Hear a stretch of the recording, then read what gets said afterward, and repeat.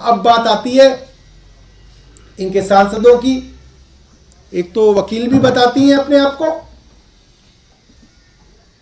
मैं उन सांसद महोदय से पूछना चाहता हूं, सांसद जी ये तो दूसरा टर्म है आपका मेंबर ऑफ पार्लियामेंट होते हुए, आपको नहीं पता प्रो टर्म स्पीकर और प्रो टर्म मेयर कौन बनता है? वो बोल रही है मेरे को कानून पता है, कानून में अंग्रेजी पढ़ के सुना रही है, मैं हिंदी में पूछ रहा हूं प्रो टर्म मेयर कौन बनता है? जो सीनियर मोस्ट मेंबर होता है वो बनता है। प्रो टर्म स्पीकर कौन बनता है? हमारे टाइम में 2013 में सरकार बनी थी, चौधरी मतीन अहमद बनाए गए थे, आपको याद होगा, सफेद रंग का शॉल पहन के बैठे हुए थे वो स्पीकर की उस पे सीट पे, सबको याद है। अभी 2021 का मामला है, अनिल बैजल इनके भारतीय जनता पार्टी के एलजी थे, साउथ दिल्ली म्युनिसिपल कॉर्पोरेशन के अंदर किसी बीजेपी के आदमी का नाम भेज दिया गया। अनिल बैजल साहब ने वो फाइल वापस भेजी और कहा कि नहीं, जो सीनियर मोस्ट है उसका नाम भेजिए। और फिर वो फाइल दोबारा इसी म्युनिसिपल कमिश्नर ने, कमिश्नर भी नहीं बदले, ज्ञानेश भारती हैं, मैं याद दिलाना चाहता हूं, ज्ञानेश भारती जी कानून से ऊपर नहीं हो, समझ लो।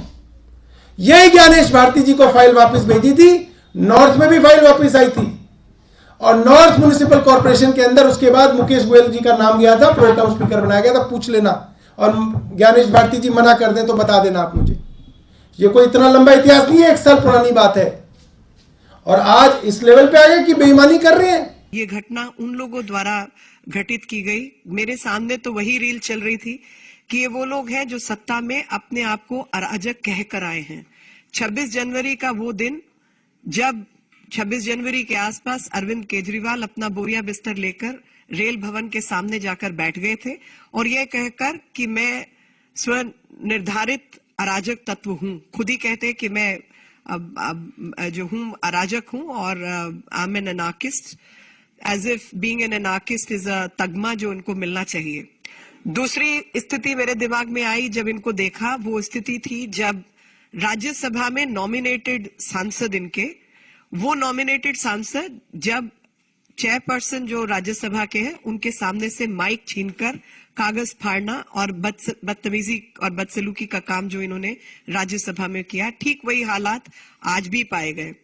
और जो लेफ्टिनेंट गवर्नर का अधिकार है वो भी लोकतांत्रिक अधिकार है। सेक्शन 33B1 जो म्युनिसिपल कॉर्पोरेशन का एक्ट है, आपको समझना होगा कि एमसीडी एक्ट जो है वो एक सेंट्रल एक्ट है, वो स्टेट एक्ट नहीं है।